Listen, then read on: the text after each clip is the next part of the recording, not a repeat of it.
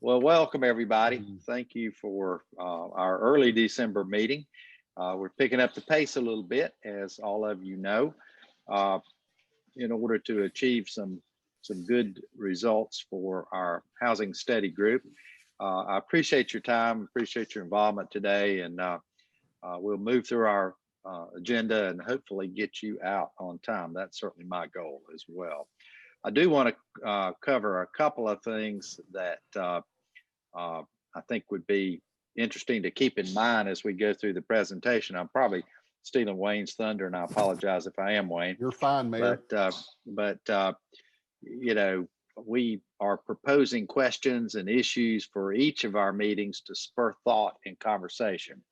That is so critical that we talk about this vastly important topic that we're dealing with here related to housing. Uh, we will repost all of our questions for future meetings because after you hear presentations, you may feel differently than you did prior to those presentations. And really what we're looking for is how should our town respond? Uh, put yourself in a position of calling the shots. You're certainly helping us do that. And as you do that, help us to determine how we should respond as a town on this important topic of housing. The overall question should be, should the town have a housing plan? That's where we're headed with this discussion. So, and if so, what should our strategies and priorities look like? Uh, what would be some immediate funding priorities and needs that we have out there? And questions for this week that I'll cover with you just to keep in mind as we're going through this. Uh, and this is an open discussion. So if you have questions, I think it's safe to say, Wayne, any point along the way, just Mhm. turn on your mic and speak away. We would love to hear you do that. I apologize for some background noise today. I'm in my bank office, and so you may hear some bank noise going off in the background, like cash being counted or whatever. But anyway, if the town is prepared to do a housing plan, should it include a regular evaluation of grants and funding sources that happen to be available out there? And also, should the town participate in grant and funding applications in any of the following means?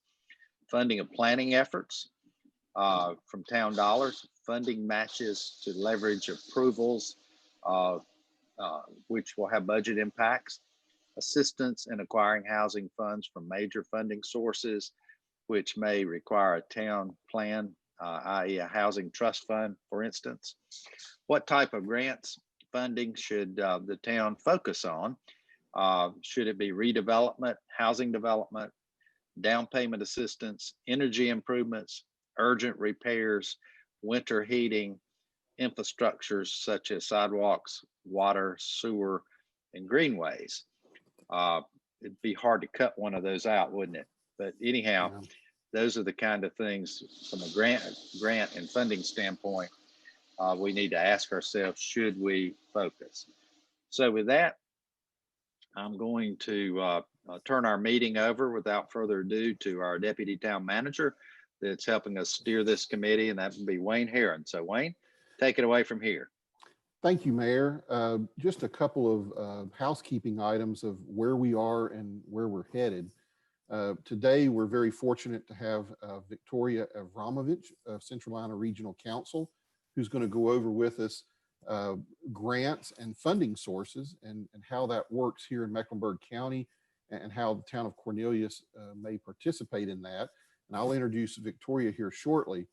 But as part of that, our agenda, after Victoria speaks, of course, we want to have open dialogue with you and let you answer questions or let you ask questions, give us guidance. I will say I do appreciate many of you are sending me emails with your opinions after the meetings, after you've had time to digest it. Well, our goal is after we hear Victoria today, and I will also, if time permits, give a little land use overview. We intend to compile your ideas and your comments so that possibly at our next meeting, we will actually start reviewing a framework of what your recommendations might want to be. So certainly continue to send me your ideas. Certainly ask, and what we'll do is anything you send me, we're going to put in kind of the idea document so everybody can see those and everybody can review that and develop an opinion about it. And so maybe as in our next meeting, we'll start looking at those recommended items that some of you are thinking about. We'll hear from our consultant, Mr. Roger Walden, at our next meeting to talk about how we may coalesce this, how we might put it together, and what we might look at in different types of plans, or and we continue to have the discussion: do we need a plan? And you'll hear from Victoria today that one of the things that we're entitled as is kind of a one-off community, because we're like a lot of communities in the Mecklenburg region. We're not the only one who doesn't have a plan. So we'll talk a little bit about that. So as we look to coalesce our ideas and our potential recommendations, we're going to kind of look to actually wrap this up in early January. So we're actually getting close. So we appreciate your ideas and your comments. They're very helpful. Please continue to do that. Hopefully we'll give you more time to verbalize those today. Now, one other thing I'd like to address before we introduce our speaker. I've gotten a lot of questions from several of you, and I think the mayor said he has too. There was an article recently, and Mayor, you'll have to help me. It was a North Mecklenburg publication, but it talked about Davidson's affordable housing program and some of the issues that they might be having with a grant situation. And I told the mayor this will dovetail right into what Victoria's talking about today, because Davidson was participating in an urgent repair program. They got a grant. Now, I don't know all the facts. All I know is what we read in the article, that maybe they didn't follow all the necessary procedures up front of notifying the homeowner that they had to sign a deed of trust where the town gets to claw back the money if the homeowner doesn't meet certain requirements. Also, maybe they didn't bid it properly. The contractor did some work that wasn't appropriate. The homeowner can't open one of the doors. The windows weren't caulked properly. So a lot of folks are looking at that saying, well, that's not what we want to happen here. Well, we don't want that to happen either. We want to make sure, and hopefully this is something Victoria will touch on, if grants are available, there are requirements. There's things you have to do when you apply for these grants, things you agree to, and things that homeowners have to agree to. And we've talked in the past that a reason that Cornelius has not gone after a lot of these grants is a lot of the homeowners don't want to agree to the stipulations. And one of the stipulations here was that the town could take this lady's house if she didn't stay in it or repay the money in a certain way. So she refused to sign. So the town's kind of on the hook to repay that grant. So those are things that we don't want to get into. We make sure that we meet the requirements. So I'll stop there, and maybe if you have any further questions about that article or about that grant and about how grants are implemented, that might be some good questions for Victoria after she makes her presentation. But we'll try to answer those as we go along. But that kind of concludes my introductory comments. Mayor, I want to go ahead and take a moment to introduce Victoria and say thank you for being here today, Victoria. She moved to Charlotte in 2001. She considers Charlotte to be her hometown. She moved here to complete her bachelor degree at the University of North Carolina at Charlotte. After completing her degree, she was fortunate to embark on a community with a local startup audio manufacturing firm. But she later joined the Central Carolina Regional Council, where she was presented the opportunity to help the region assess and grow resources and systems for establishing and emerging industries in the Charlotte region. Victoria facilitates support and access to multiple federal and state funding opportunities, grants, and administrative resources for regional units of government. In her role, she develops and promotes implementation of the region's comprehensive economic development strategy. The strategy identifies high growth industry and occupations in the Charlotte region and develops strategies to facilitate growth in these sectors. Also in her role, she manages stakeholder engagement across multi-sector initiatives and designs and oversees various programs aimed at advancing and growing community development across the Central Carolina region. So I thought Victoria would be good to hear from, because not only does she know what's available to us, she knows how other communities administer these programs as well within Mecklenburg County. So with that, Victoria, I'm going to let you share your screen and let you do any further introduction and let you take it from there. And thank you very much for being with us today. Thank you, Wayne, for the invitation, and thank you to the council for allowing me to speak on behalf of Centralina. So let me see if I can quickly get through the technology of sharing my screen here. Let's see if I've become a Zoom pro yet. Okay, so do we all have a PowerPoint slide with a white background, some blue lettering? Yes, ma'am. Okay, great. So again, thank you, Wayne, for allowing me to speak. Victoria Avramovich with Centralina. I've been with Centralina since 2007, and I'm the Assistant Director of Community and Economic Development. And what I wanted to do today, after hearing about kind of the strategy session that you all are working through to look at housing, is I wanted to provide really some high-level information, and I think, you know, Wayne was talking about really, you know, these conversations are to give you food for thought and spark further conversation. And what I hope is that I give you a lot of information today, not so that you're, apologies for that, not so that I'm overwhelming you, but so that I'm giving you a variety of ideas, things to think about, because each community, if they do embark upon a housing plan, it's going to be different. It's different across the Centralina region. It's different across the state.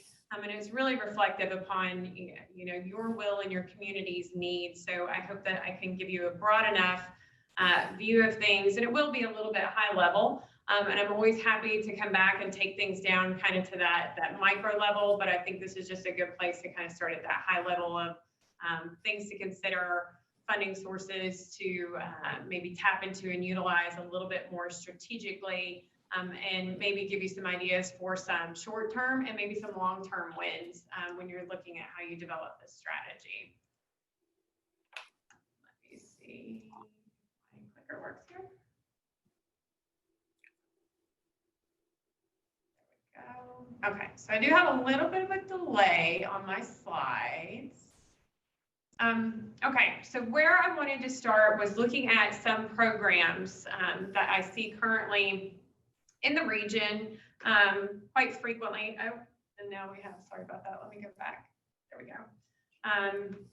So what I wanted to start with was talking a little bit about down payment assistance. So we'll talk a little bit about the different programs that some of the municipalities locally within the Centralina region and then outside of the region have as well. And I'm sure you're familiar with down payment assistance programs. So these are targeted typically to first-time home buyers, and it's to reduce the amount that they need for the down payment, or even to cover the entire down payment or potentially closing costs. These programs you will see at state, county, city, or town levels. Typically there's 4 different types. You have grants, which are essentially just a gift. They get the full down payment, or even closing costs. It can be one or the other. Loans that come in as a second mortgage that have to be paid down. And then you can also do loans that are deferred. So if they keep the house for X amount of time, that down payment assistance is forgiven at a rate over so many years. Same thing with the 4th one. It's again, with so many years, it's forgiven. So these are typically low interest. Some have interest rates, but they would be lower than the first mortgage. And some often come in with a higher rate. And we can talk about why you may charge an interest rate. But they're typically, as I said, for first-time home buyers. You can also do it for a home buyer who maybe isn't technically a first-time home buyer, but maybe they haven't owned a home in 3 years. So it might be someone who had their first home foreclosed. So you're trying to afford them the opportunity for home ownership again. Other requirements might be income caps, buying in a qualified area. You all might decide, you know, if you did down payment assistance, you might have an area that you're strategically trying to target. Down payment assistance programs can be a little bit different. The requirements are to qualify, of course, are going to depend on the parameters that each community defines. Some folks, as I mentioned, restricted to first-time home buyers. You might restrict it to certain income levels. Some folks have the tier of assistance might be higher for those at the lower income strata, and then so on and so on. You might have targeted census tracts. As I mentioned, you might have certain areas where you're targeting the home buyer assistance to kind of boost those folks that are likely to not be able to afford And then you can also use it in conjunction with other type of mortgage programs you might be seeking to partner with. And then sometimes you might have preferred local banks that you partner with. So I think some of you are probably familiar with the Community Reinvestment Act. So banks are federally regulated to invest in the communities of which they lend in. So a lot of times you can find local partners that may help you find some of those home buyers that might typically not want to buy in a particular area because of income restrictions or ability restrictions with down payments, and partner and kind of create a larger public-private partnership for some down payment assistance. Okay, so I also want to talk about employer-assisted housing. This has been a hot topic really around the country. This is something, oh, sorry, let me see if I get back here. I think it's very, very sensitive today. So this was actually something I recall seeing a lot in the early 80s when my dad was getting out of the military, and we saw a lot of employers were kind of giving stipends for folks to relocate. So very similar thing now, only, well, very similar. Back then in the 80s, it was interest rates were at like 14 and 15%. Now it's just, we've had housing costs across the country have just risen exponentially faster than income. So incomes aren't keeping up in a lot of areas. So you have a lot of employers that are expanding, but their employees can't afford to live where the business is located. So I know Microsoft was one in San Francisco that they have huge employee-assisted housing programs so that they can have people work locally. Of course, now with the pandemic, people can work remotely, so that's helping offset some of that issue with people not being able to live and work in the same city. But these are programs that you can work with your local employers and see if they can create, a partnership and, provide, it might be rental assistance, it might be moving costs, it could be closing costs if they're buying a house. So these come in a variety of different forms. And typically this would be something, if you have very large employers, you might want to work with your economic development entity. And I know you guys have a very strong partnership with Mr. McDaniels over at Lake Norman EDC, and see if there's anybody that's interested, and that could be another program that you all promote in partnership with your industry. And I think this is going to be something that we're going to see really grow in our region, because we continue to see folks move into Mecklenburg County at such a high rate. And the home costs, of course, are, as you all know, continuing to go up, and our income is starting to catch up, but it's not quite caught up yet. And especially for those that are at that 80% or lower income bracket of area median income, they're still struggling for certain parts of the county, right, to be able to afford housing. All right, so I wanted to point out two local, sorry, my slides are very, very sensitive. Two local home buyer assistance programs that are run through local government. So the town of Chapel Hill has a home buyer assistance program that is targeted for first-time home buyers for down payment assistance of up to $7,500, and that can go towards down payment or closing costs. And then they also have a rental assistance program, and these two programs, I need to clarify, are specifically for municipal employees. So this isn't just the general public. So for the town of Chapel Hill, what they found is they had a lot of folks that were living outside of the town, and they want to try to boost their employees being able to live within the town.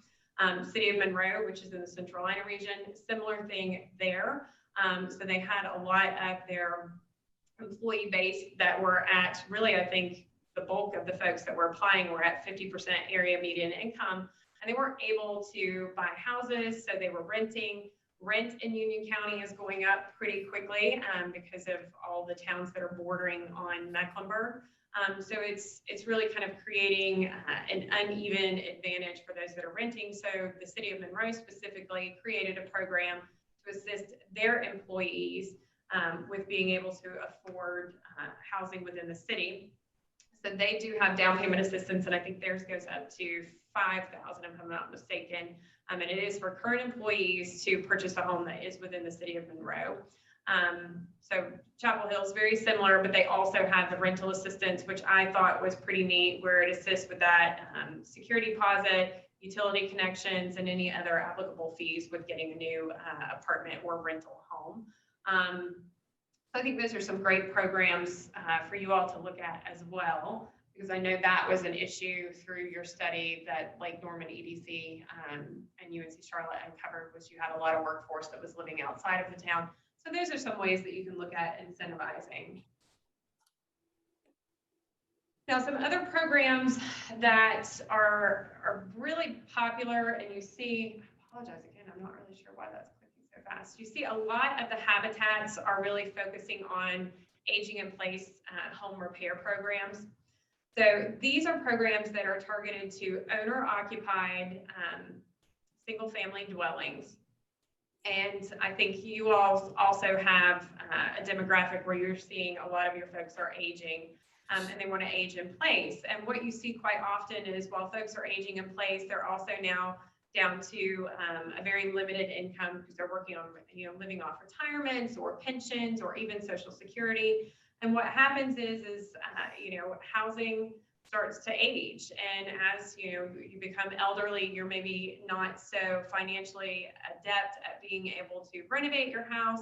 So these programs are really geared at assisting these owner-occupied individuals 60 and over that are 80% area median income to focus on improvements and modifications and repairs that will help sustain that property. These properties are typically your historic affordable properties.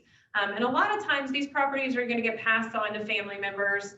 And so we want to be able to retain and sustain that affordable housing stock. So these programs focus on accessibility modifications.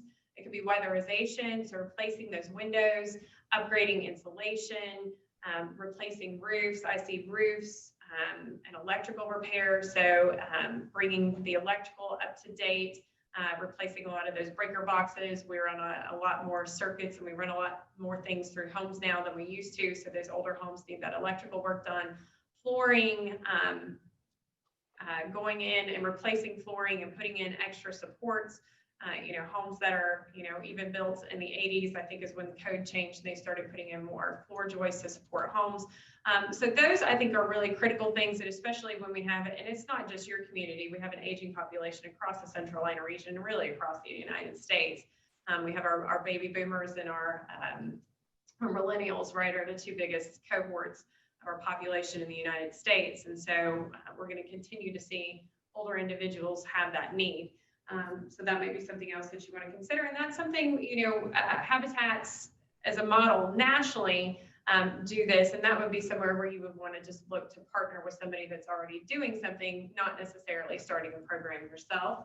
I mean, that's something that I always do recommend is you don't, in your housing plans, you don't always have to start something new. It might just be giving increased capacity to an entity that's already doing the program.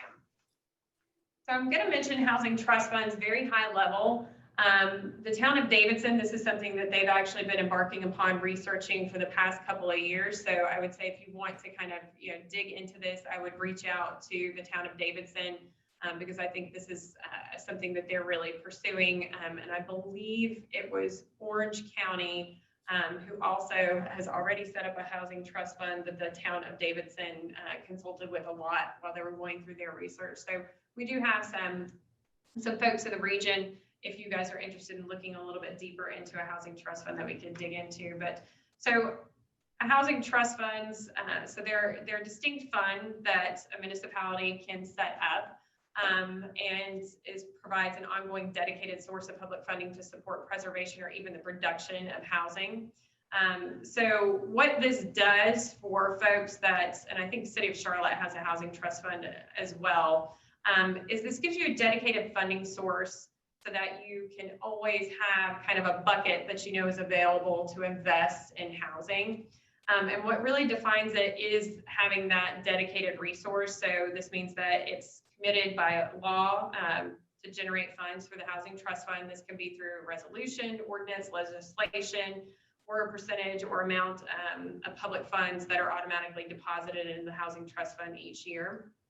So securing this dedicated source for housing is pretty significant because historically, most people did not fund affordable housing this way. They looked for one-off grants, or they had 1 year where they had some extra funds in the general fund that they put towards it. But this would be a very progressive move if you wanted to do this, because you would really dedicate almost creating, you would need to create a separate entity that would manage this. And it also creates the opportunity to have funds for housing that aren't competing with other items that are going to be on your proposed budgets each year. So right now, I pulled up some stats. There are about 47 states across the nation that have housing trust funds, and there are about 700 local municipalities, city, towns, counties, 700 across the nation that have that. And they have about, according to, I think there were 2017 numbers, about 1.2 billion annually helped address critical housing needs throughout the country. And so we can get you a list if you want to look at that. But they're extremely flexible and how you can support your housing needs. So the model really just depends, on the will of the town, how you want to set it up, what you want to support. It could be, supporting revitalization corridors. It could be, supporting that aging in place, renovations, facade improvements. There's really a variety of things you could do with it. It could be for partnering with private entities to bring in housing development, that sort of thing. You can actually be rather creative with the housing trust funds. Something else I think that you probably hear a lot, slides are very sensitive, is land banking. This is another way to kind of create the opportunity for housing. So land banks, of course, are government entities, or you can set up a separate nonprofit through the local government. And these are really to focus on vacant and abandoned and tax delinquent properties. So these are really the properties that the private sector just does not want to touch, because they just don't want to put in the effort to bring these properties up to standard. So typically they're created through public entities by ordinance or authority. It could be state enabling legislation if it's at the state level. And they can also be developed within existing entities. So if you had a housing trust fund, you could create this land bank within your housing trust fund. And a lot of times, if you're a smaller municipality, or even with the city of Charlotte, these are kind of managed through a planning or community development department. So there are about 170 land banks and land banking programs throughout the U.S. And as I mentioned, they're really designed to acquire and maintain problem properties and transfer them back to the responsibility of ownership and the productive use in accordance with your land use goals. There are a variety of sources that you can use to fund these. It could be revenue from the sale of properties, foundation grants, general appropriations through the local government, federal, state grants, that kind of thing.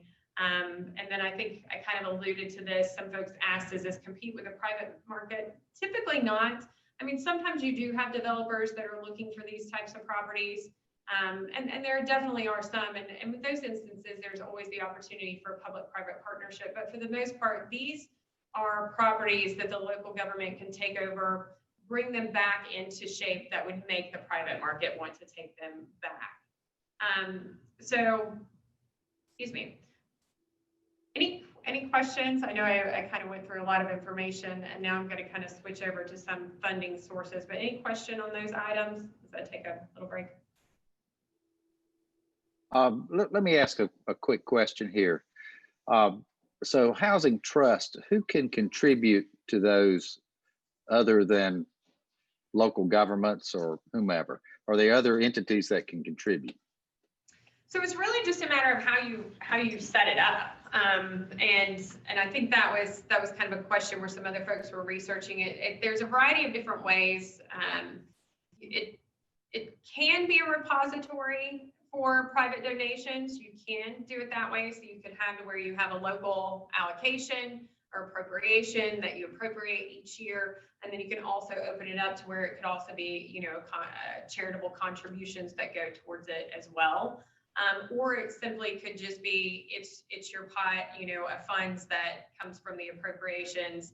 And then you maybe set up a separate entity to bring in charitable contributions. It really just depends, again, how you want to structure it, how legally you're advised to structure it, depending on what you want to do with it, right? If you're going to be doing, a lot of kind of ground up development, then you might want to kind of keep it separate, but it just really, there are a variety of different ways, and there are a lot of legalities that go with the variety of ways that you might want to utilize that trust fund.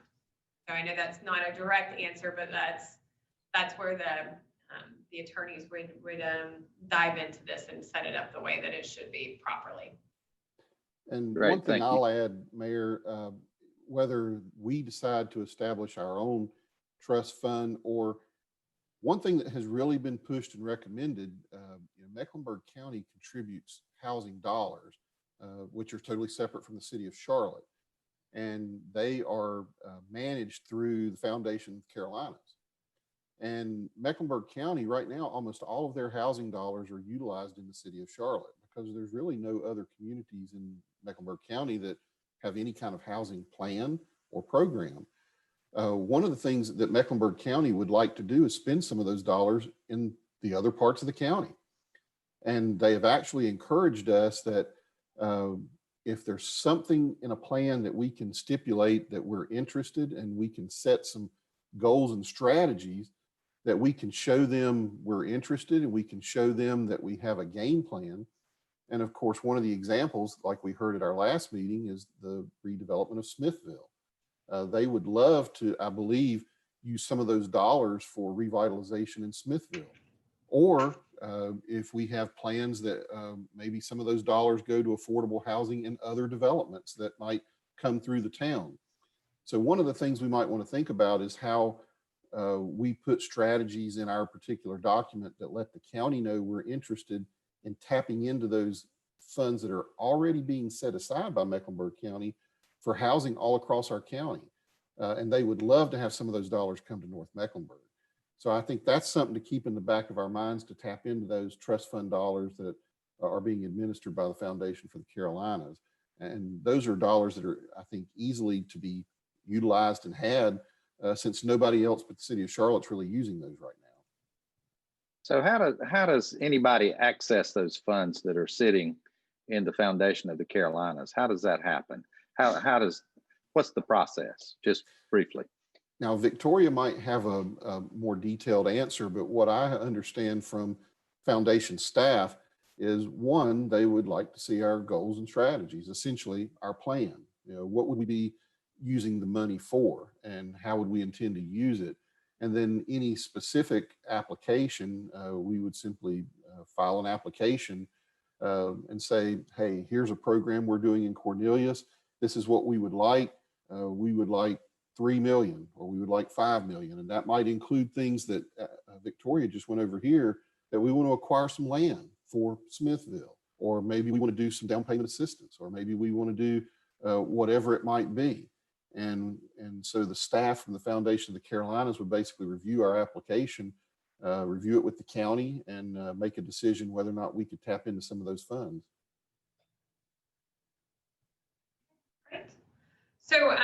So that's a great program, and Wayne, I actually left that off my slide, so I'm glad you guys covered that. So thanks for filling in that gap. But I'm going to talk about 2 other programs that you have access to. And actually, the 2 programs I'm going to talk about, they can be partnered together. And because the Foundation for the Carolinas program is local dollars from Mecklenburg County, you could actually, if the county, and that went along with their procedures for the funds that Foundation for the Carolinas manages for them, you potentially could partner all 3 of these together in some creative kind of holistic projects. So these 2 programs are HUD funded programs. So Housing and Urban Development. Sorry, I always do my acronym alphabet soup. So the Home Investment Partnership Program, this is actually funding that goes directly to the City of Charlotte. So this is the City of Charlotte's program. But they have a consortium of members, and the town of Cornelius is a member of the Home Investment Partnership Program. And I just wanted to throw out some numbers. So the City of Charlotte's allocation for this current fiscal year for the home program is roughly about 3.2 million. And you all can request funds, as I understand, for the program manager, really on a rolling basis. Now, they might distribute them on a particularly annual time, but you can come to them on an annual basis with eligible projects. And this program is really, the purpose behind it is to increase the supply of decent, affordable housing for low and very low income households. So a lot of the eligible activities through this program is housing, homeowner rehabilitation, home buyer activities, so that down payment assistance program, rental housing, so that could be creating rental housing. I would say a lot of the things that the City of Charlotte does with this program is they use these funds to build affordable rental housing in partnership with other entities. So that might be public-private partnerships. A lot of their, I think, low-income housing tax credit developments will also partner with some home investment funds as well. And then they also allocate quite a substantial portion of these funds to tenant-based rental assistance, which is, security deposits, and certain utility fees and so forth to get people into affordable quality units. And this is a program that a lot of the consortium members don't tap into quite often.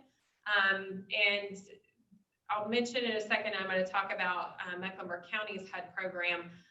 This is something that I always kind of tell people to go back and look at and look at partnering this with some of the funds that you're eligible for Mecklenburg's program, because as I understand it, a lot of the communities in the North Mecklenburg area just are not tapping into this. And the city would be more than happy to do some projects, but similar to with what Wayne said with the Foundation of the Carolinas, you've just got to bring a proposal and they'll work with you to putting together some projects. I'm not going to dive too deep into the home. I'm going to go over to the county's community development block grant program.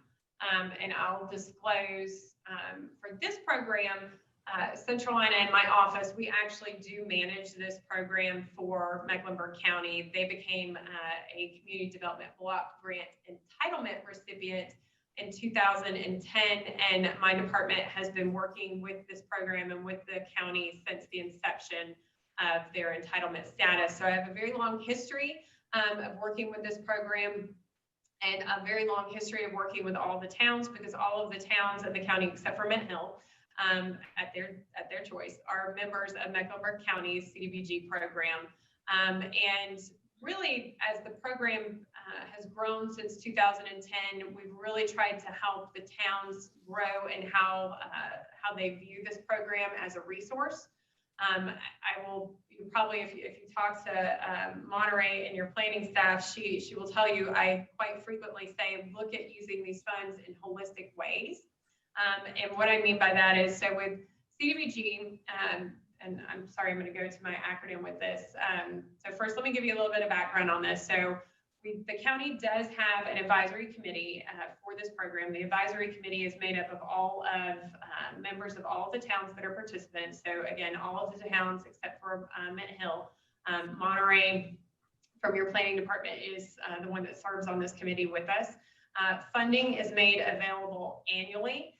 Typically, applications are available February to March. I think this year it's actually going to be January through February. You've got about 60 days that you can submit an application. We do have a couple different workshops during that period to help folks think about projects, help folks figure out how to fill out the grant application. The towns are eligible to apply, and also nonprofits. So your Habitat, your Davidson Housing Coalition, they can apply, and other different nonprofit providers. And that advisory committee is the group that actually selects projects, and all projects must benefit low to moderate income residents. So that just means anybody that's at 80% or below area median income must benefit from the activities. And so CDBG, in my opinion, is much more flexible than home. Home has some really good tenets behind it, but CDBG is just is more robust in what you can do with the funds. So just to name a few, you can acquire real property. You can use it for removal of slum and blight. So if you had an area, you could also use your funds if you needed some additional code enforcement dollars to remove slum and blight from an area. So you could go in, do some code enforcement, do some condemnation, and then acquire some properties. And same thing, kind of what we were talking about with land banking. You could acquire those properties and then maybe in turn turn those properties into affordable rental, affordable potential home ownership.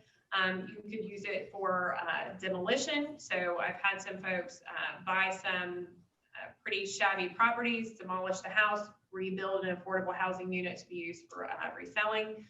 Rehabilitation of residential structures, so that could be owner occupied. It could also be rental properties as well, but you would want to do some agreements with the landlords to make sure that they stayed affordable. Non-residential structures, so that could be kind of some downtown redevelopment if you're in a low-income census tract. Construction of public facilities, and I think you all are familiar with that because we've done some sidewalk work for you with some CDBG funds, but you could do water, sewer, sidewalk, neighborhood centers. We've done some conversions, not with Mecklenburg, but with some other CDBG funds in other counties. We've converted old school buildings into kind of 55 and up apartment homes. And then there's also just kind of possibilities are endless with public services that you could fund under CDBG. So this program is guided by a 5-year strategic plan.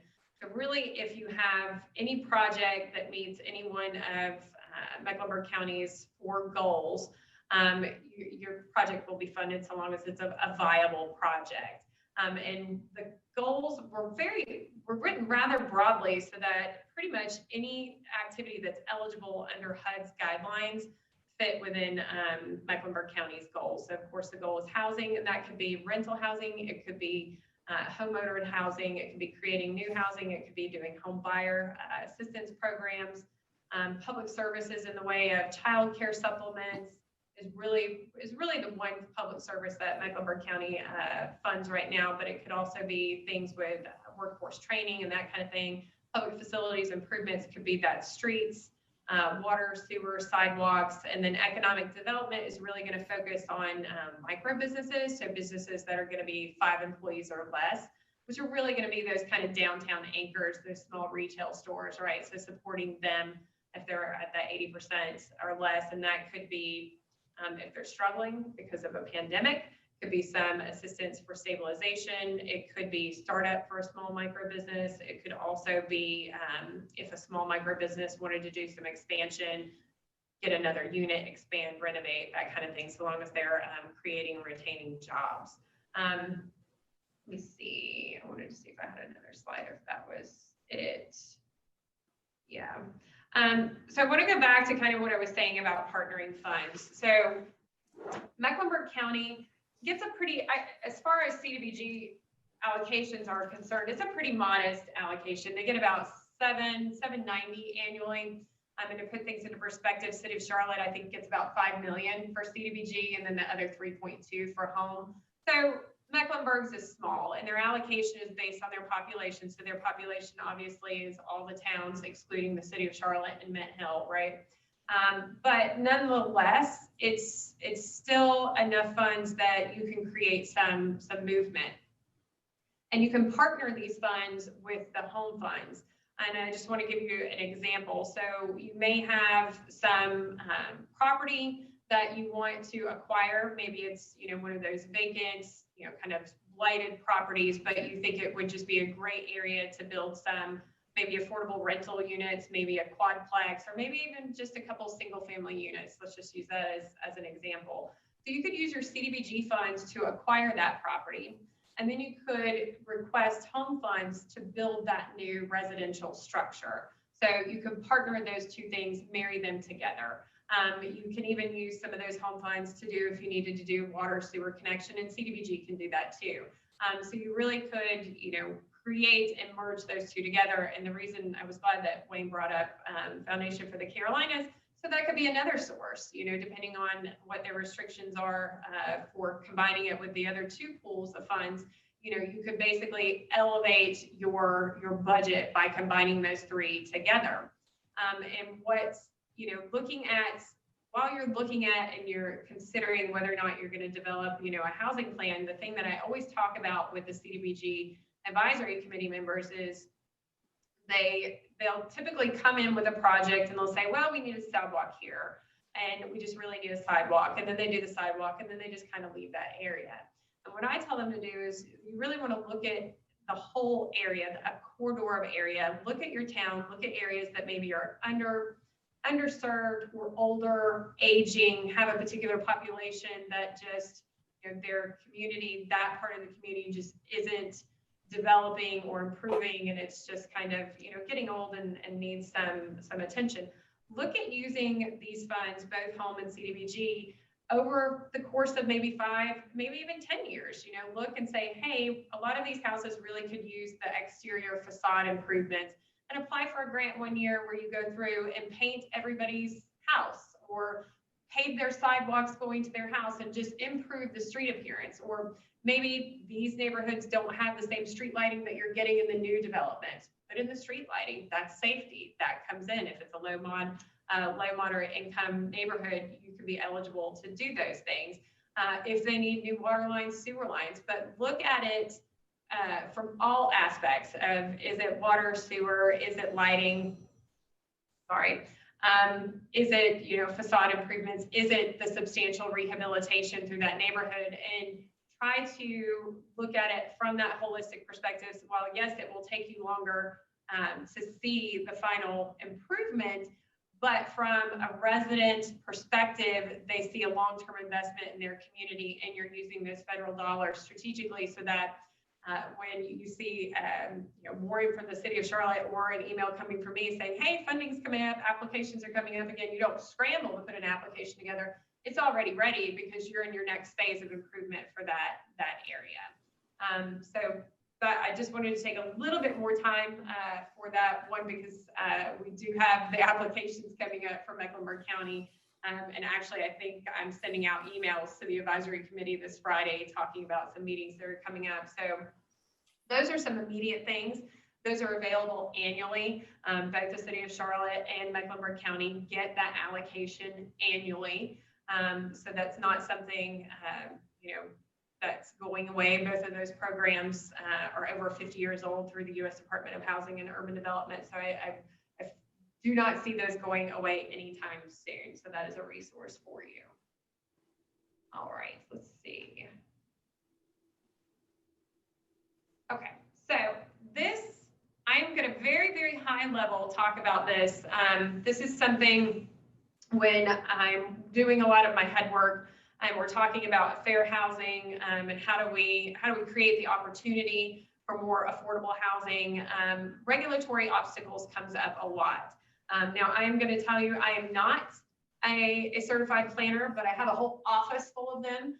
So if you have any questions that you want to dive into on any of these things that I just briefly mentioned, I've got a whole staff of people that can dive into this stuff with you later. And in fact, we had a national consultant come in June, and I don't know if any of you are familiar with our COG-U series. So in June 2019, we had a presentation. So if you have access to our member portal, you can go in there and find this presentation. And I think, let me see what it was called actually, I've got it here. Regulatory Obstacles to Housing. And it's a great presentation and great slides. He's got it really kind of broken out to really kind of looking at the obstacle, what's the problem, and what's the potential solution for it. And Wayne, I'll just actually forward that to you. I won't make folks look for that. Yeah. Because I think it's just really helpful when you're looking at short wins for housing. The regulatory side, being able to change some of your local ordinances, that's actually, it might take you a year or two to go through ordinances and change things, but in the realm of housing, that's actually a pretty quick win, right? Of being able to do that. So I'm just going to quickly go through some of these. And again, not a planner, but we can talk about them pretty high level. So these are just some ideas on how you can, how you can remove some regulatory impediments. So rezoning requirements, district dimensional standards, using prohibitions or permitting, response to design control limits, incomplete housing types, limits on accessory dwelling units. That's what ADUs are. In the state of California, because affordable housing is so far in between, they basically have kind of removed all limits on accessible dwelling units. So basically anybody can turn their garage into an apartment and rent it out, which happens quite often in a lot of very urban cities with very high cost of living. So definitions of housing can be an obstacle. I think now we're all very familiar when we watch HGTV, there are small houses. So we have very different definitions now of what houses can be, and local ordinances don't necessarily meet up with that. Off-street parking requirements can be rather restrictive, restrictive home occupation standards, and lack of intent statements for properties. So those are just a few, and I'll get you that presentation because each one of these bullets, like I said, he calls out, kind of defines what the problem is and then gives you guys some solutions. And you probably had some of your planners that went to that meeting for that presentation. It was a really good presentation. So that's it in a nutshell. I know that was very, very high level, but I think, you guys are kind of on a fact-finding mission. I didn't want to dive into one thing too much, but happy if you've got one thing that you want more kind of in-depth information on, I can either just forward that to Wayne or we can come back and talk about it at a later time. Well, Victoria, I certainly appreciate that information. And what I would like to do is just real quick in 2 minutes, tell the committee some of the things that the town of Cornelius is actually doing right now that might help facilitate, and Mayor, I'd like to leave the last 30 minutes to let the committee talk. I feel like we never let the committee talk enough. But as far as housing stipend, I want to say thank you to Commissioner Bilodeau. He actually requested that in the budget this year. And just to start, we have a stipend for police officers that live in town. So we consider that something to promote workforce housing and to also promote officers living in our neighborhoods. We think that's a protection item. But we certainly want to hear more what you think about providing workforce dollars to town employees. And Victoria had a slide there about providing it to other employees that might work in different service industries. As far as the partnerships, and she went over a lot of information on CDBG and home, but the town has partnered for years. I want to call out Habitat. Not only have we partnered for Habitat building energy efficient homes at great price points that add great citizens to our neighborhoods. We've also partnered with them on different CDBG grants where they come in and do urgent repairs. Now, a lot of folks say, well, why, you heard a lot of large dollar figures. Why don't we jump on these dollars more often? Well, one is we don't have the game plan. We don't have the set plan that tells us what our strategies are. So as Victoria alluded to me earlier, we're one of those communities that does one-offs. When somebody like Habitat comes to us and says, well, I think we might have enough people that we can do urgent repair, then we'll try to apply. And matter of fact, Habitat came to us last year and asked us to apply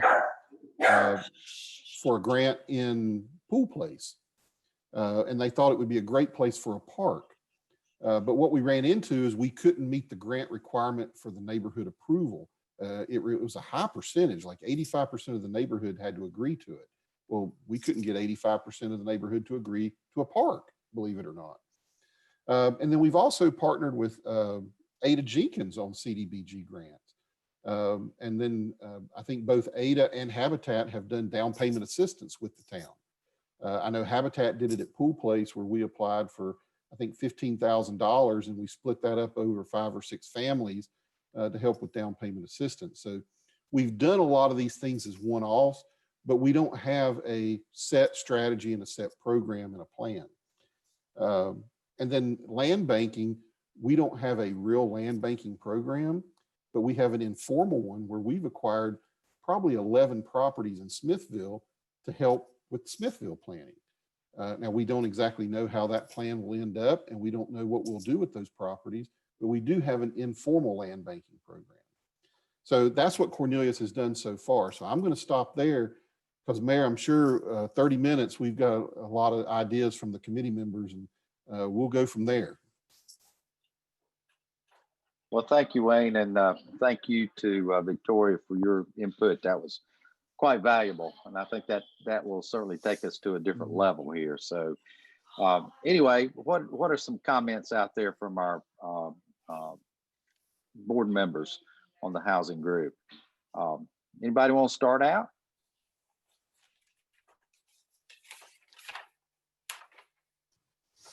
We must have confused him, Wayne. Hey, Mayor, I've got a question. So several years ago, I actually, for many years, was on the United Way's board, their advisory board for allocating funding for various organizations, such as Ada Jenkins. And one of the things that we did in deciding who gets how much funding is we also looked at what other organizations actually contributed to their allocations as well. And so when you're talking about partnering funds and, determining those things, particularly with the, make sure I don't say this wrong, CDBG, she had mentioned, Victoria had mentioned advisory board as well. Maybe this is more of a question to Victoria. Is that something that you also do as far as look at what other programs, various, towns or whatnot also get funding sources from to determine the allocation as it, relates to that? Because I think that would be something that we really would want to know if we do decide to put in a formal plan, is how to appropriately request those partnering funds to where we can truly get the biggest bang for our buck, if you will. Yeah, so what I'll say about that is Mecklenburg they don't require that you have other partner funds to be able to have your projects funded. However, if you have other funding partnered with it, then of course you're going to rank higher, and we know that project is going to have a larger impact, right? Because I said that their allocation is modest, right? $700,000 is pretty modest for five towns, right? But what I will say is the county and the advisory committee has been able to fund every eligible project that has been applied for over the course of, so what are we, 10 years? We've had some projects that were funded and then didn't take place because of regulatory issues or just capacity issues at nonprofits. But moving forward, it seems that all the towns are really trying to be more strategic like yourself. So I would say moving forward, having those partner dollars and having that plan is going to make you score higher, because what I foresee is, because everybody is really trying to crack the same nut right now, it hasn't been competitive, but I have a feeling it's going to get competitive because everybody is starting to desire to be more strategic about housing and really community development as a whole throughout the whole county. So are there resources out there, Victoria, that would help fund planning or a plan in this process? Does that exist, or are we on our own with that? Yeah, unfortunately, you're on your own for that. I will say this. So what Mecklenburg County had said with regards to CDBG, they had said, because when you use CDBG dollars for planning, it comes out of a different pot. So it comes out of Mecklenburg County's administrative funds out of CDBG whenever you do planning or anything like that. And what Mecklenburg said is they would be willing to put up planning dollars from their CDBG fund, but only if all the towns basically agreed to do a plan that encompassed all the towns that participated in the Mecklenburg County CDBG program. We proposed that actually this past fall when Mecklenburg was updating their 5-year strategic plan. And everybody was like, yeah, that was a good idea, but nobody was really ready to kind of take that because they would have to go back to council, right? Because that would be an in-depth plan. So what I would say to that is Mecklenburg County appeared to have consideration for that, but all the towns need to be on board because they don't want to put CDBG dollars to do any planning for one town and have the other towns miss out, right? They really want this to be a group, a partnership, right? So that, you know, we use those dollars really fair and balanced across all of the advisory committee members. So I would say if you guys have the desire to do that, talk to your CDBG advisory rep, and we'll start having those conversations, with the county and seeing, when we can make that happen. And hey, Victoria, let me follow up on the mayor's question, because we've never made an application to like the Foundation for the Carolinas or any of the other foundations that are out there. Since the foundation might not be under the same rules as CDBG or the county, would they entertain providing money for planning purposes if maybe we told them, hey, we're going to do a plan and here's what our plan might entail? And I don't know if you've worked with them or if you know what their application guidelines might be. Yeah, I'm not sure. I think theirs is really for tangible housing, but I'm not 100% sure. Sometimes planning is very small at the bottom, so only a few people ask for it, right? So don't take me at my word there. I would look through their funding availability notice to see if that's in there. Okay. So a little bit of a follow-up on that. Give us your opinion on the cost of a plan. And what I think we need, and Wayne can agree or not, but is a plan that certainly checks all of our boxes. If we're going to do this, we need to do it right. We could spend, $20,000, or we could probably spend $220,000.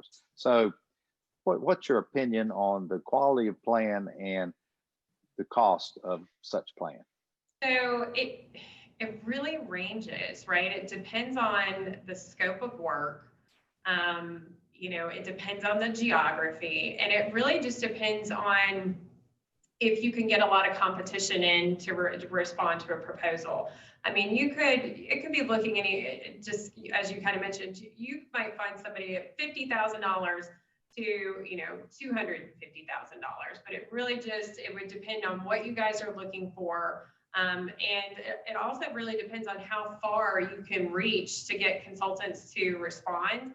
And I would venture to say that that might be one silver lining of the pandemic is you may actually get some competitive proposals kind of in this time period. If you could get something out on the street in, 3 months or so, as people are kind of buckling down during the winter, you might actually get some better prices. So my scale may be completely off. And we were actually just talking about that with the kind of, during COVID world, that we think a lot of consultants, and you would get a lot more response nationally, right? Because we have the ability to do things so easily remote now, that really widens kind of the potential bench for people to respond. And you really would want to, if you guys did it in partnership, we have a lot of really good resources through UNC Charlotte and other folks to be able to provide potential consultants. And right now, I think negotiation, the ability to negotiate things down, we're probably really primed to get some good prices if it were something that could be put together in the next 3 months or so. Not a direct answer, but that's just the one thing with consultants right now. I think the prices are just going to be kind of all over the place because people are just really trying to stay employed. Well, that's good. Not being in that business, it's good to hear your opinion, certainly. Well, Mayor, I'd like to follow up on that question. As you know, we've had the great privilege to work with Roger, who's with Clarendon Associates. Roger did our land use plan, he did a great job, and it's been a great tool for the planning board and for the town board over the last 6 years. And Roger sits with us here to consult and give us advice as well. But Roger, not to put you on the spot, but what do you think, since you're our advisor, you know, I think we've heard we're not going to be the full plan like a city of Charlotte or Mecklenburg County, but we want a comprehensive plan that addresses our needs and our ideas. What do you think our range is that we're looking at? I don't have a good set of numbers to give you. I think you're right that it depends very much on what the scope of work is, of course, and what is desired. And I think somebody mentioned $200,000. That's way high. Wouldn't be anything near that. But what I can say is that you had mentioned at the beginning of this meeting today, Wayne, that we're going to be talking. I'm going to be offering some ideas to you at your next meeting about what might be included in a plan, what a scope of work might look like, and so on. And based on this conversation, the interest in that, I could probably include some dollars in that presentation that I make to you about what kind of range you might be looking at, for depending on what you want. Okay, thank you. I think that's important because it is, all of us know we're heading into budget season. So, Yes. you know, that's something we need to tuck away pretty quick. And of course, we're going to look for resources to help supplement that, Wayne, I think. But, you know, we got to figure out where to turn. That might be some advice you could give us as well, Roger. Okay, I'd be happy to. I'm taking notes here. I will be including that in my remarks when we have that next meeting. Wayne or Mayor, I have this probably is a very elementary question, so forgive me if it's too elementary, but I'm just wondering, between the planning contacts that you have, probably the mayor's associations and that sort of thing, have we connected with another town that is of similar demographic, size, budget, that sort of thing, that has already been through this and now has a comprehensive plan that could advise and counsel on what their process was, what their best practices were, and how they went through the process? Is there a relationship within the Carolinas that would save time, mistakes, plus put in those best practices? Have we done any research on that or have any of those relationships? That's a great question. It is. And I appreciate that, Michelle. And yes, we have looked into that. And I think part of the issue that we had, especially on housing, is that in Mecklenburg County, each of the 6 towns outside of Charlotte, we were so unique and different. And that's okay. It's okay to be unique and different. And our first exploration into that was, well, first of all, why do we not have a plan? And, we looked at our comprehensive master plan, and we had some strategies in there that talked about what should we do for housing. Of course, Davidson has a program. The rest of Mecklenburg County does not. So what made us different as we started to look at places outside of Chapel Hill and outside of Raleigh and other places around the nation, there are some similarities. And we talked about, well, would it be good to bring somebody like that in to talk to us? But the more we researched it, the more we looked at it, we were so unique and different. So that's why we stepped into this saying, well, what we really need to identify and get a group of folks from the community together is, well, what exactly do we want in our plan? And then we could use somebody like Roger or any other consultant that can say, well, if these are the items you want to focus on, if you want to focus on helping Smithville, and one of the next items too is I'm going to touch a little bit on land use, whether that's today or at our next meeting, is, what are our obstacles to looking on the west side of town? And where do you normally look to put affordable housing? And why do you look to put affordable housing near transit or near churches or near grocery stores? And why do you look at historic neighborhoods? And why do you look at neighborhoods of need and different things like that? So we did take a look at all that, but what it came down to is that when you start looking at housing plans, while there's a checkbox that everybody needs to look at, it basically you really can't copy somebody else unless you're a Charlotte copying Atlanta or something like that. But Cornelius, we are so different and so unique. That's why we felt like we needed this process for you to tell us, yeah, let's go after down payment assistance dollars.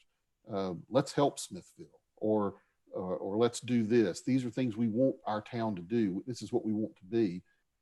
And I've also heard from some people that, if it happens naturally, that's great. We don't need to really be putting money and energy into this. So there's a lot of different opinions out there, and that's what we're really wanting to hear from the committee. What should this scope of work be, and how comprehensive should this plan be for us, and how unique should we be? Well, as Wayne stated, as we travel into looking at our land use plan, this piggybacks right with it. I mean, it really does. You can't really do one without the other. There may be some coordination, and maybe some economies of scale. Mm-hmm. I think back to your point, Michelle, to me, one of the things we can learn from some of these communities is at least a little bit about the process. How did they come up with their answers? And I think we have done a little research on that.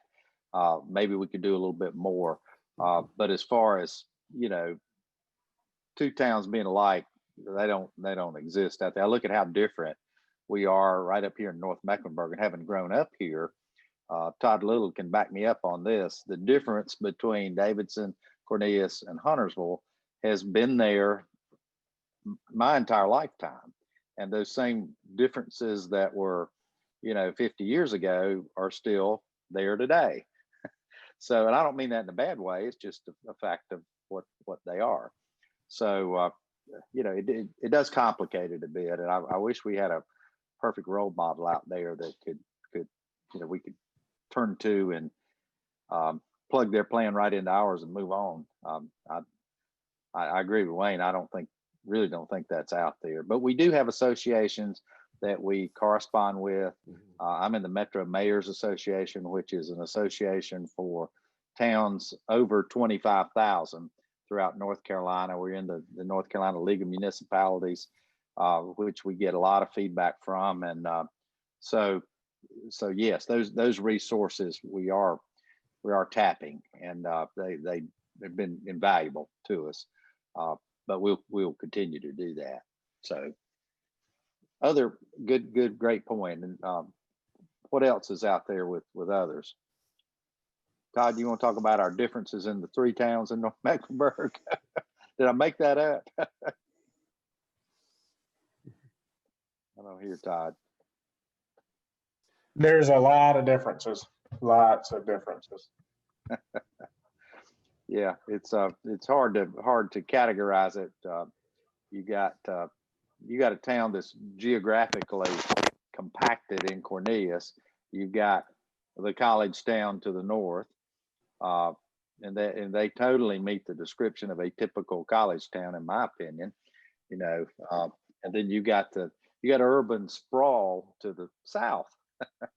And I'm not saying any of that's bad. That's just my take on what we're dealing with there. So I wish we could all get our act together up here in North Mecklenburg County and figure out a way to coordinate our efforts. And, because we don't have much land left, that really complicates it.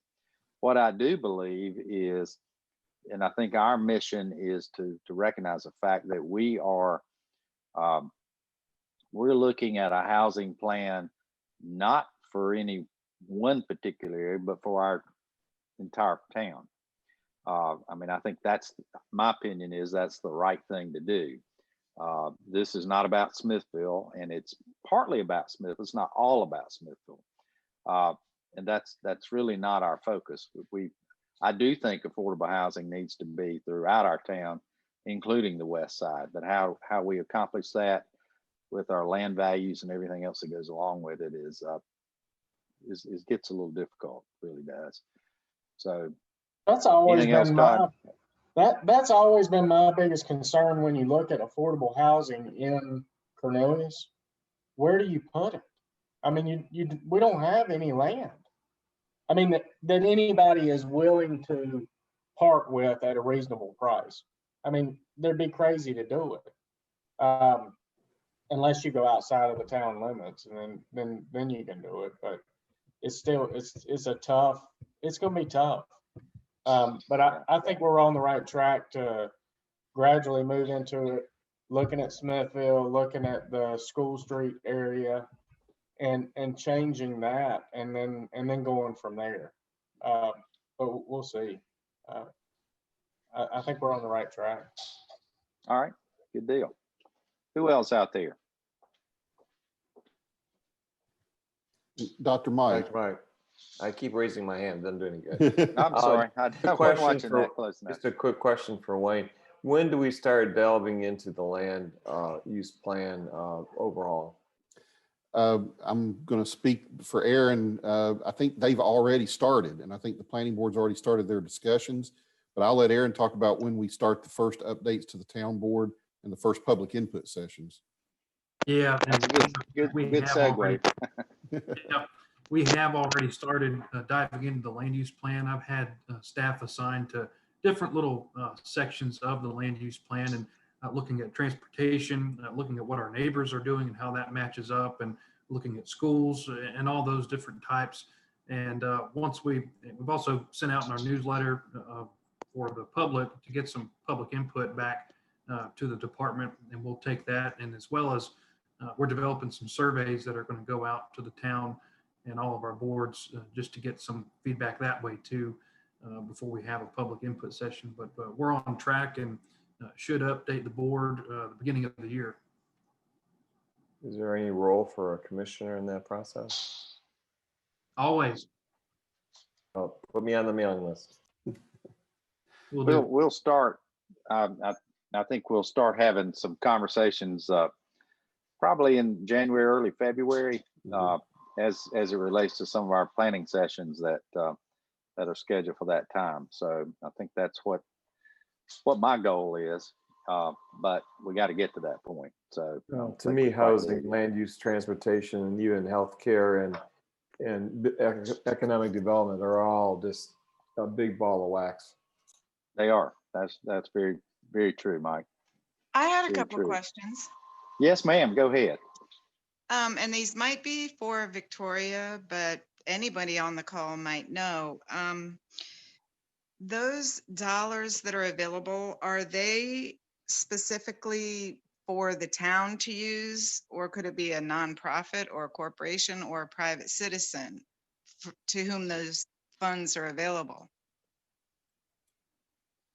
This is Janice. I'm from Ada Jenkins Center, and we have used CBG funds several times. So I will say the nonprofits for sure can get that. Do you have to coordinate that with a specific town when you utilize those funds or not? Can you use them directly? I guess is what I'm saying. I'm get not 'em always the directly? person to do it Uh-huh. all, but yes, I think we just did it directly in Victoria. You may have been the one that Tomer was talking to. I'm not sure, but you could answer that better than I can. But yes, we used it for our building purposes and so forth, some renovations of the building, the roof, and that kind of thing. And I think Victoria might have fell off the call. I don't see her on here, but one thing I will say that's good about some of these programs is it doesn't necessarily require the town to be the applicant, but it's always good. And she mentioned that it will raise the scores if we support or we partner. And I appreciate your comments, Janice, because I think our partnerships have made the scores go up on a lot of things that not only we've applied for, but that you've applied for. And Ryan, same thing with Habitat. I think we've had a great partnership on some things that y'all have applied for. Okay. And then another question is, as far as abandoned houses go, are there town, excuse me, I'm a novice. Are there town ordinances about that? Or how is that addressed when they're not they're not occupied at all? I can probably help answer some of that. The county and the planning department is involved through code enforcement a little bit. But the county, Mecklenburg County does what's called minimum housing. And so when we do have an abandoned house, that's when we can get the county involved, typically on a complaint basis, but a lot of times we can certainly notice something that's been there and starting to get pretty bad. And we get the county involved to do an inspection, and as long as it meets certain criteria to be considered not a minimum housing standard, that sometimes they get demolished.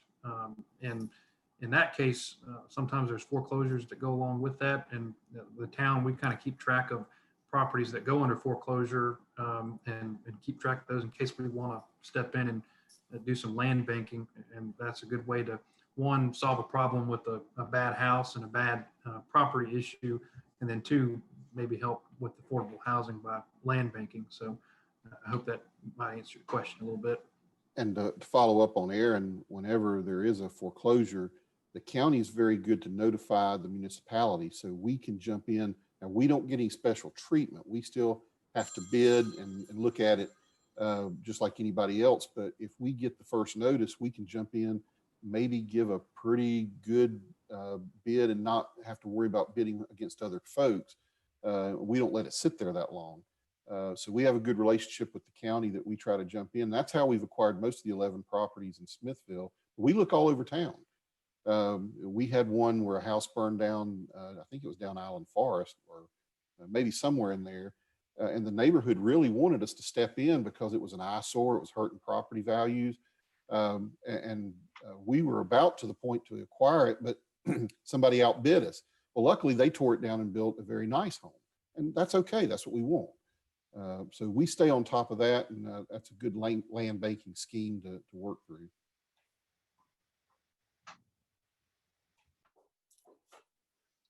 Okay, who else has any input for us? Well, I have a question.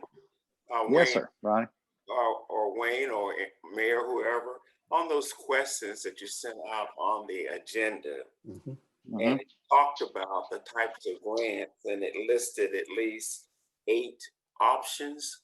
Yes, sir. So, I mean, from my standpoint, we would be interested in all of those, but yeah, I guess that's my question, is that the town trying to focus on any one of those items as opposed to all of them? Well, and that's kind of what we want to hear from you. I like the fact that you said we should be interested in all 8, and I think we should as well. But I'm not sure from this committee if there's anything you believe should be a priority. Should we focus more on down payment assistance, or should we focus on redevelopment? And those are 2 very different things. One costs a lot more than the other. Right. But I don't think just because one has more significant impacts that we should ignore it. So that's what we want to hear from the committee and how we want to look to see what we prioritize in our plan. Okay, thank you. Well, the other question I had in reference to your question, could you give me examples of how applying for grants would impact the town budget? Well, there's, as Victoria mentioned, we're fortunate that there's a number of grants that don't have matches, and those are 0 impacts except for staff time. But there are a significant number of grants that might require a 20% match. So now to me, that's still a great deal. You're leveraging, 1 to 5 there. But that's a budget impact. We might have to budget 20 grand to get 100. So we have to know about that in advance. And you heard Victoria mention that the application period is January to February, about 60 days. What we'll do is we'll look at everything that's available, see if there's something that we can apply for. And we might specifically ask in the next budget cycle, hey, we're going to apply for this. So we're going to request $20,000 in town funds to go toward that match. So that might be the budget impact that we would leverage for that grant. Okay, thank you. Mayor, quick question. Yes, sir. I look at had a conversation with the Davidson Housing Coalition about a year ago, and they made a comment to me that they had a bigger need for affordable rental opportunities than it was affordable ownership opportunities. What's the bigger need in Cornelius? Good, really That's good a question. great question. Yes. Yeah, really good question. So I'm gonna hand it over to Wayne, and then I'll maybe Dr. Mike and I will follow up, and maybe Dennis. Hey, Well, Wayne, Sure. I can jump in real quick on some of that. Okay, yeah. So from a rental perspective, we don't have, it's similar to housing. We really don't have a whole lot of rental inventory. So because of that, it kind of drives up the prices, obviously, on the rental market, similar to what we see on housing. I think that there definitely is challenges on both ends, but I think that you bring up a really good point on the rental side of it, because we don't always look at that. However, we do need, I think that that should be a component to this, Wayne, is affordable rentals, because right now, the only place that I know that has affordable rentals is over there by Antiquity. There is an apartment complex that does have lower rent limits depending on income. But that's the only place that I'm aware of that actually does that. And if you look at just on average what the average rental rates are in Cornelius, you're probably looking at around $1,900 a month, which when you're talking about affordable housing, that's oftentimes more than your mortgage payment. So I think that that's a really great point. Yeah, that's a good point, Susan. And two things that I can add to that. There's several multifamily projects that could be coming before the town board in the next 5 to 6 months. And one of the things that the town commissioners have impressed to all of these developers, if they want to try to get through, that a portion needs to be dedicated to affordable workforce type housing. And one developer who expressed a real interest said, okay, tell me what the sergeants and lieutenants make. What is it that I need to do to make the rent affordable for workforce housing for these police officers? So we gave them those numbers. And basically what they said is it's a numbers game. If I'm going to make the rent affordable for these guys, that means I've got to have some units that are going to be a little bit higher in rent over here. And we get that. But they said, you might get about 7% of the units where I can make the rent where your workforce, your sergeants, your lieutenants, corporals can afford to rent these. The other thing, and I was not aware of this, but in Victoria's presentation, applying for those grants to help for utility connects, getting set up an apartment, I think that's a great grant. I think that would be great to help people get into rental units, because I think that's a lot of money that people aren't aware of when they're getting that first rental unit, is all the deposits, down payments. And I think that's a great grant that we could get to help people. And one thing I'll just throw out too is the rental market. One of the things that we've started to see, because typically you would have to put 1 month rent up front in addition to your month payment. We're starting to see now even where they're requiring 2 months rent up front. Ooh, wow. So, and then one of the other things that they're requiring is that your income must be at least 3 times as much as the rental rate. So I have so many people who I'm working with right now who do not qualify just sheerly because of that sole requirement. They can make the payments, but they don't have the income to support 3 times that amount. Or in the case of mortgages, Susan, I mean, you're more of an expert than I mean, from a new construction standpoint, we have people that are in the service sector and they don't have 2 years of salaried history that gets them mortgageable. So their option until they save up a large enough nest egg is, I need to rent a place, but this is where I want to live because this is where I work, but their hourly rate is decent, but because hours can fluctuate, the mortgage people aren't touching them.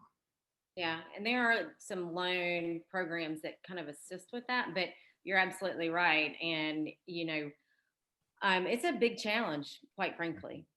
Susan, I also just wanted to let you know, there's also the Cornelius Apartments, Cornelius Village on Meridian Street. I think that's around